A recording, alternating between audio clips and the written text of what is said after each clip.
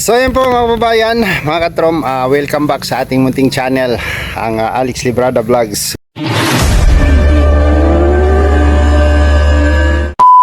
Isang mapagpalang araw po sa ating lahat mga kababayan. At ngayon po ay for today's video po ay nandito tayo sa Kubo, di ba? Grabe. Ang ating kamuti kumakapal na oh. Grabe ang kapal niya. Try nating maghukay kung may makuha tayo kasi mahigit ano na yan, ilang buwan na po yan. So kamuting kahoy, lumusot naman yung iba oh. Yung kamuting kahoy. Grabe tag-ulan-ulan ba dito, Noy? Medyo ng nakakang araw, malakas ang ulan dito. Ay grabe, wala nang kakaba-kaba sa ano yan oh. Pwede malagay ng PNP yan. Na-try mo na, parang ano tawag nito? Itong kampo. Headquarters. Pwede malagay ka na Anong ba to? Anong presinto ba to? Alpa PNP. Presinto 8? Hindi na yung tatamaan. Ganda. Hindi pa din na lang. Yun lang. Hindi natatamaan pero kung lilipa rin. Pero alam mo, nakapakatibay nito. Itong bukobo, di ba? Alam mo bakit? Signal number 5 yung dumaan dito. Nakatayo pa siya. Nagilid ngayon ako. Oh, ito magilid. Ayun, kinusukuso yung kubo ni Kuya Awi. No? Grabe. Ano yung electric pan na yan? Gumagana pa yun? Pero yung tanso, gagana pa yun. Mahalin. Tanso. Grabe, ang ganda. Pati pala dito sa paikot na to, Nay. Ayos. Lalagyan mo ay logo ng Alpha Kappa. Gago yan naman yun. Fraternity. Headquarter yun. Tawag dito? Ano yung Number 1. group number 1? So, yung kala mo presinto, no? Grabe, ganda. Pati pala dito. Sa likod para hindi tatamaan. Ayos. Pwede ka na dyan magtira. So wala na siyang kaba sa wala na siyang kaba sa papasok yung tubig. Kasi dati kapag malakas ang ulan, yung anggi diretso sa dingding, pasok sa loob. So laging nababasa yung mga gamit sa loob. So ngayon, secured na siya. Grabe. Sinong gumawa naan? Yung likod si Kuya Nats, yung itong hap, yung gagawa. Meron kang Meron kang manggagawa? Bakante yun? Ha? Bakante ba yun? Anong papagawa mo? Palitada. Balitada ka? Anong ng agawan o... May pa kontrata ko nga sa kanya. Kontrata. Titingnan ko kung magkano ang kontrata niya para kung magkasundo kami. Sabihin. Go! Di ba? Sabihan ko. Kasi Pag wala siyang pag available. Para mabilis. Ang trabaho ngayon ay sa cemetery ay nagagawa sila ng bahay. Sementeryo? Magaling yun magkarpintero. Oo naman, pulido. Mas pulido pa kayo yan. Ito yung gawa niya. Yung pag-compare mo yung gawa sa likod. Okay rin ganda Para natuloy siyang Sa likod mga pupunta pako.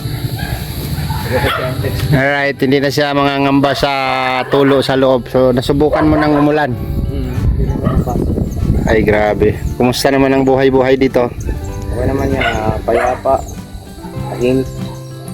Walang marites? Wala. Kasundo kami niya ni ate kaya.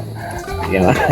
Kapitbahay. Yung taga-receive ng parcel ko eh. Yan yung the best, na yung magkakasundo ka ng kapitbahay mo. Kasi pag hindi ka kasundo ng kapitbahay mo, anong ibig sabihin nun? Tagbahay yan. Hindi maganda ang Hindi maganda ang relasyon. Wala silang paraan para. Diba? Okay. Okay.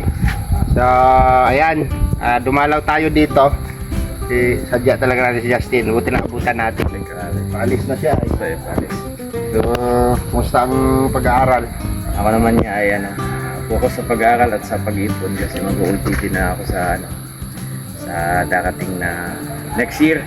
January at ang start ng UGT namin. So, kailangan ko ma-fulfill yung 800 hours. So, nasa loob ng 3 buwan. 800 hours. Congrats, no?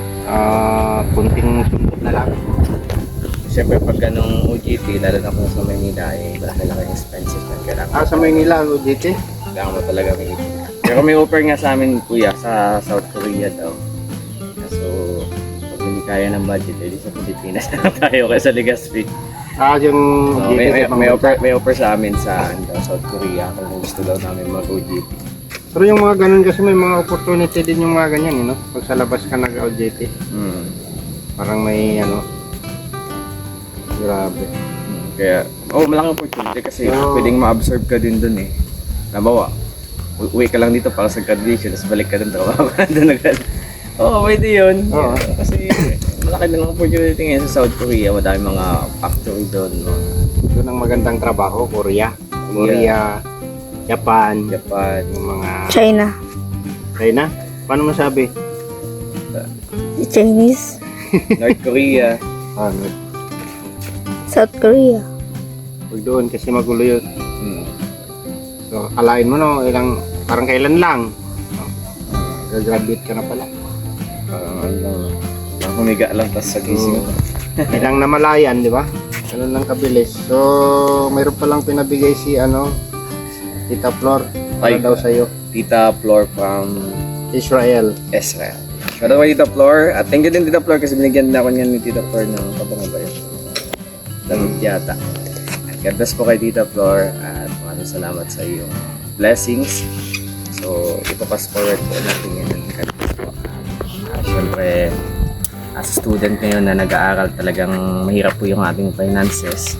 Madami pong actually yung sa pag-vlog natin, malaking tulong siya ngayon kasi kahit pa paano ay kumikita-kita tayo. Nakakabuo ng revenue. Nakakapag-revenue. Pero guys, di ko nagagawa ng consistent kasi po tayo ay may mga schedule. Tulad ngayon, paggabi na pero may gagawin pa din kami.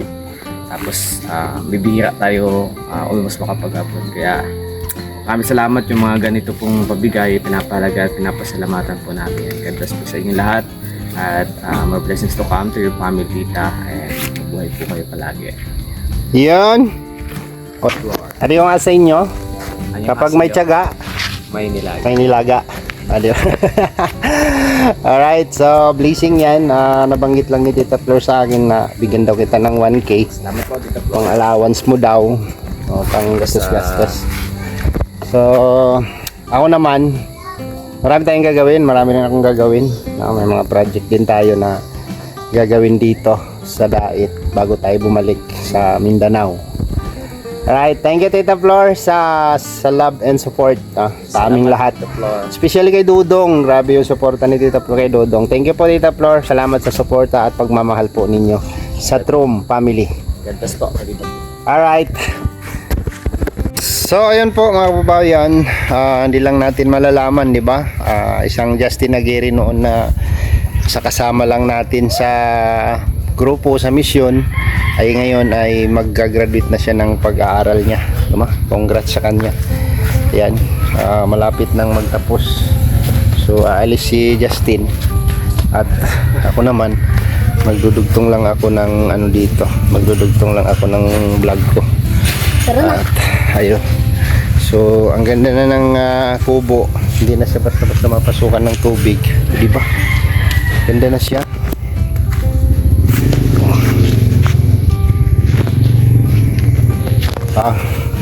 Kasi tayo, maghuhukay tayo ng saan ka ba komportable maghawak? Mga puti ang kunin mo. Doon may laman. Walang laman ng pula. Nung pula? Oh. Sabihin ko kay mami. Pang pula lang pala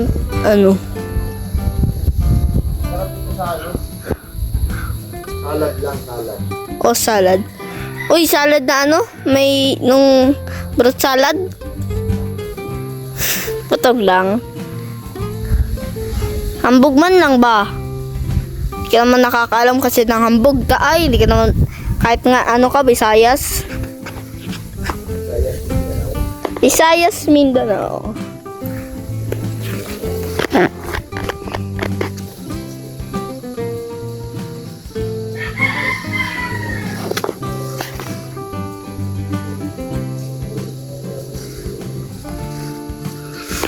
La La, la, la, la, la, la.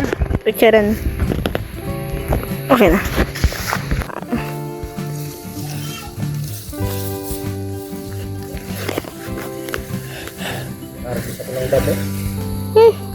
Hagol ka.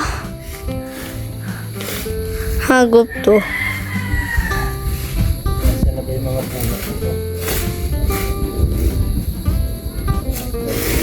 Di ka naman kasi naghahanap tay. Maghanap ka, di ba? Bunga ang gamitin. Mata ba? Mata ba di? Mata. Ta iba naman ang nauukayan mo.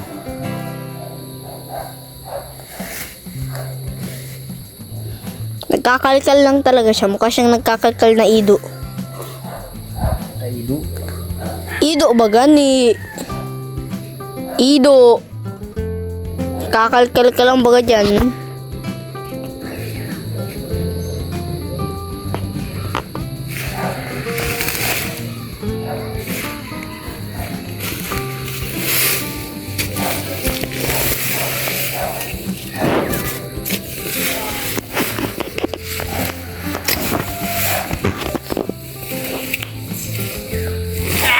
Tapang mo.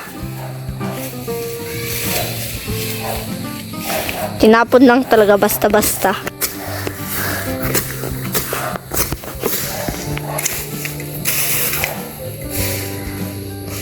Ayun na, nakahanap na siya oh. Pero udo man yan. Di hanap ka. Yan oh. Late man?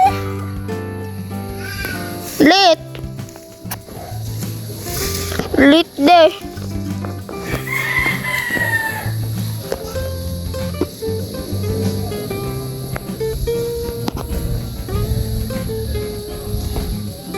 May nahanap ka?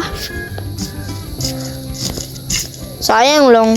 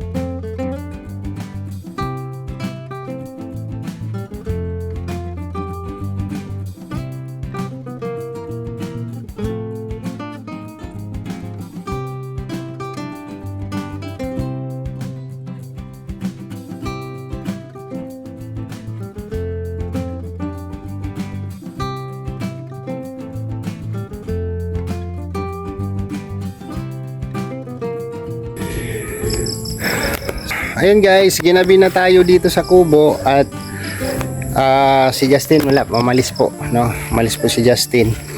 At ayan, malungkot. Walang katao-tao dito.